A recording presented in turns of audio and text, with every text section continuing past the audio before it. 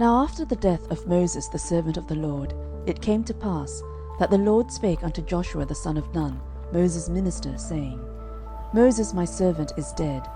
Now therefore arise, go over this Jordan thou, and all this people, unto the land which I do give to them, even to the children of Israel. Every place that the sole of your foot shall tread upon, that have I given unto you.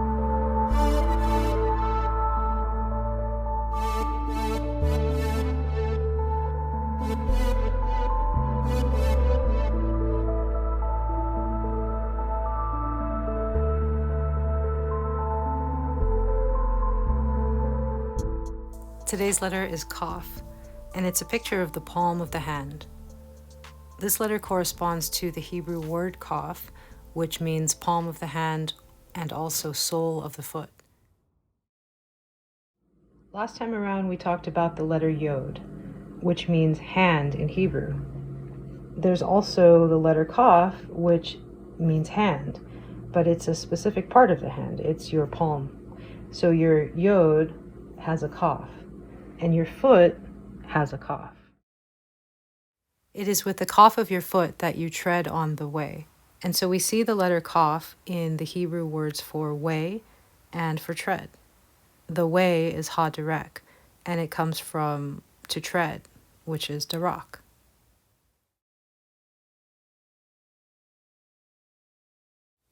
This same word Darak is also translated as trample. If you've ever seen the ancient process of making wine, you've seen people step into huge vats of grapes with their bare feet and begin to trample and stomp and crush those grapes in order to release the liquid.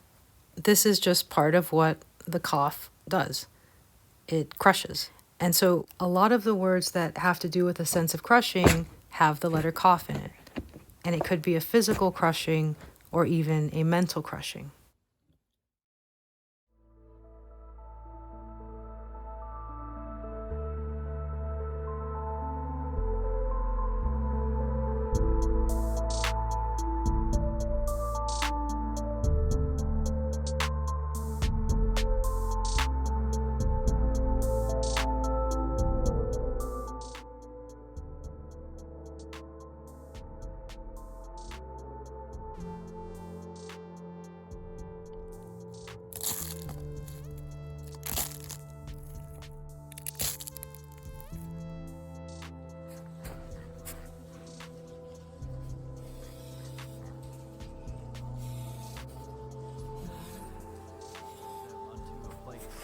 Called Gethsemane, and saith unto the disciples, Sit ye here, while I go and pray yonder.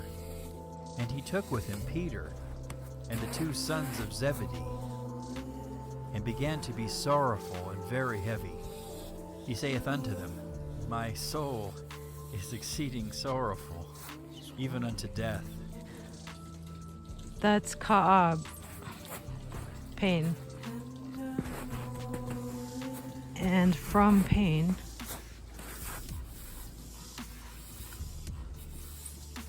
comes more pain. Makov, translated as pain and sorrow.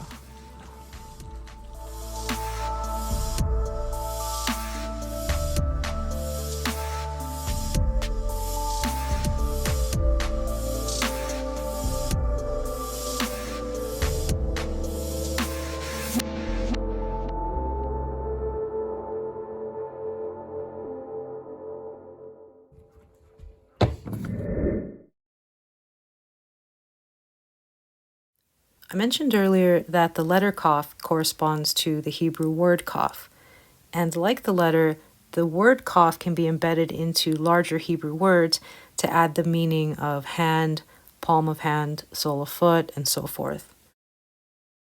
This letter is called Kaph, and the sound it makes in Hebrew is the K sound. It can be a hard K, as in K, or a soft K, as in Ch. This letter is called Pe in Hebrew, and the sound that it makes is the P sound, and it also can be a hard or a soft sound.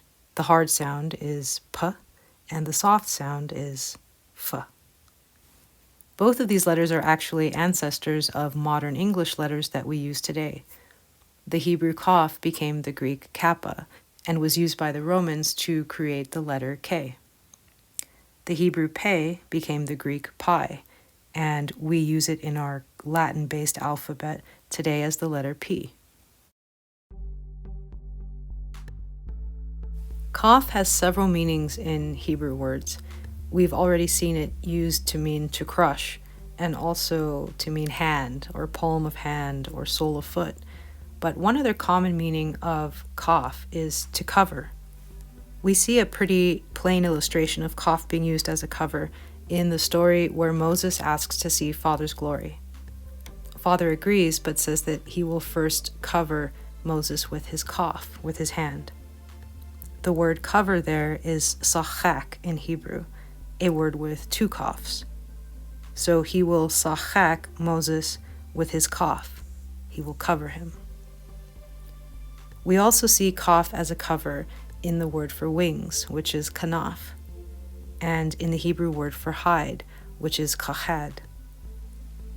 And it's also part of the Feast of Tabernacles, the covered shelters that the Israelites build every year for this feast are called Sukkot, which is a word with a Kaph. One more note on how the Kaph is used in Hebrew words. If you saw our last episode, you know that the letter Yod is added to the end of words to mean my. Kaph performs a similar function, and it's added to the end of words to mean your. So this is my, and this is your. It's paleo, it's awesome.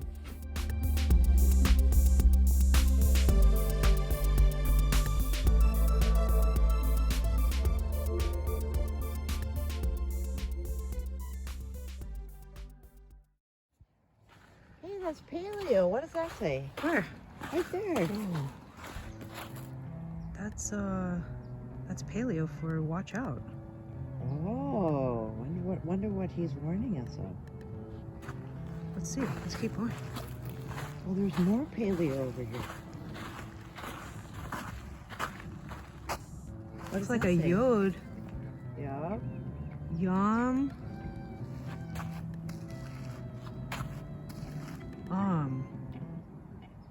The sea peoples. Watch out, the sea people. Let's get out of here.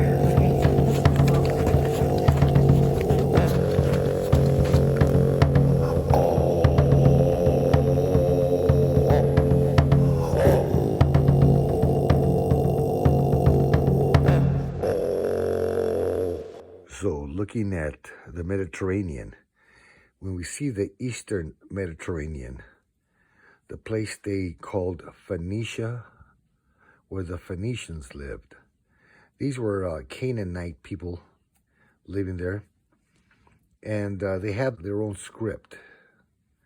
You can see here from Ugarit, it was going all the way down. Now, when what you would call Greek islands, Greek empires collapsed, due to piracy, what they call the sea peoples came and destroyed city after city after city. They are the ones credited with destroying the Hittite Empire and ending the kingly line. The sea peoples are also credited with genociding the Canaanite nations along the coast. Now, when you see the script from the Canaanites, it looks like this. The stone from Ugarit was the last message sent in Canaanite language to the king, we presume, of Egypt, since everything else was gone. And after that, there was no more Canaanite writings anywhere. That was the end of it. That was what they call the Dark Ages. When writing appears again, it is Greek pirates that have taken over Phoenicia. There's no longer Canaanites there.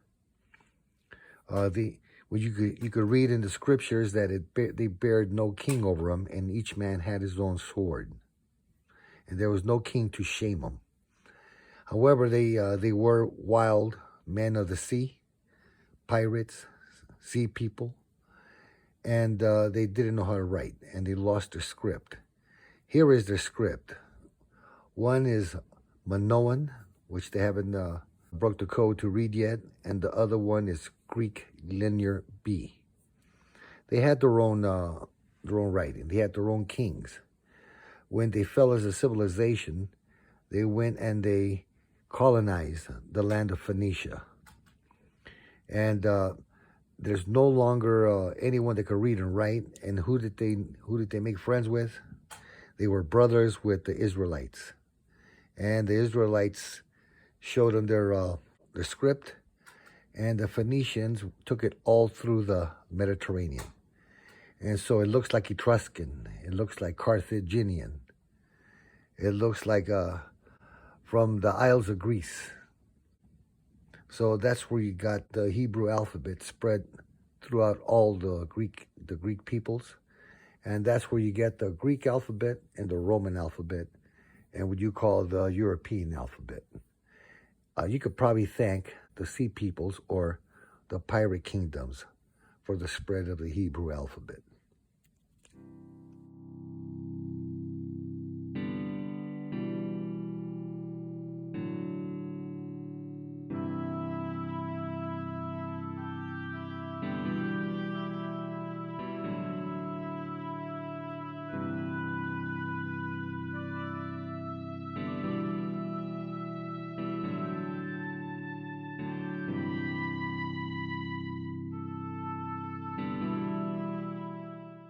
The Hebrew word for writing is Kathab. By the letters, it's a picture of your hand, your Kaph, marking the inside of something. In ancient times, they made impressions in rocks and clay, or used ink which could be absorbed into things like papyrus or animal skins, which we call parchment. Most teach that language and Kathab, writing, were products of evolution and mankind's ingenuity. But in the first pages of Genesis, we see a creator speaking in a single language to the men and women that he had created, and we see that they were built and born with an ability to understand this language. And in Exodus, we see evidence that God has his own writing system, so he has authored languages, and he is clearly able to write. I don't know what writing system he uses up there, but the evidence that he handcrafted the Hebrew language and alphabet for us down here piles up the more you study this language.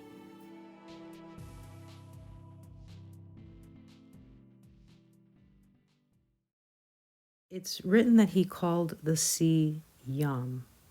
That's a Yod and a Mem.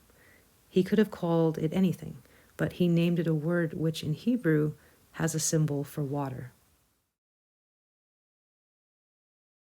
There's also the Hebrew word Lekh, which means go and walk. Lekh is a picture of a staff and a hand, a Kaph. And we see people being told to Lekh, to go, all throughout scriptures. And anytime you see the word walk, the root word is Lekh. Moses was even told at one point to take his rod in his hand and go, which is a beautiful illustration of the word Lekh.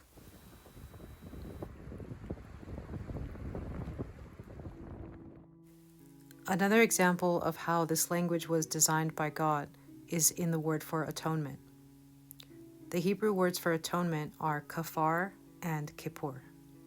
That's kippur as in Yom Kippur, the Day of Atonement. Both are spelled Kaph, Pe, Resh. The first two letters represent the full word Kaph, which is the hand, and the Resh represents a head. So by the pictures, Kippur is a hand and a head. And on Yom Kippur, the priest lays hands on a head of a goat and makes atonement for Israel. And this imagery is used for atonement throughout the scriptures, the laying on of hands onto the head of an animal in order to make kafar. Hey, stay there. You're about to jack up some writing places. Like, what's our next letter right there? Kaph. Tav? Kaph. Kaph? Right there, man. The circle with the line? Happy face. The hand. The hand? Let's do it.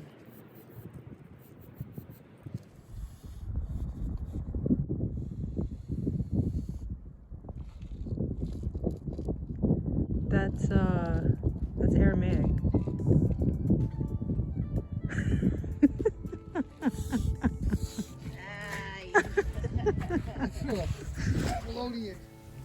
Ah, that looks better. I shouldn't laugh though. Not sure if anyone caught this, but I misspelled sea peoples earlier. See you guys. Have a safe trip on Darak.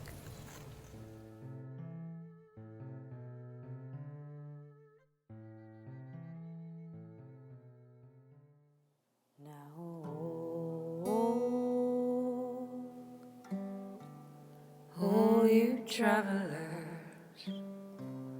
oh, you travelers, come home now. Oh, you travelers, oh, you travelers, come home. If by train, if by word, or if by grace, my Father leads the way. Leave your ruins to their fate, all your loss is not in vain. If my Father leads the way. Now, oh, you travelers, oh, you travelers, come home. If by train, if by word, or if by travelers, as my Father, oh, you travelers, come home. Leave your ruins to their fate, all your losses to your traveler, and my Father, oh, you traveler, leads the way. Come on.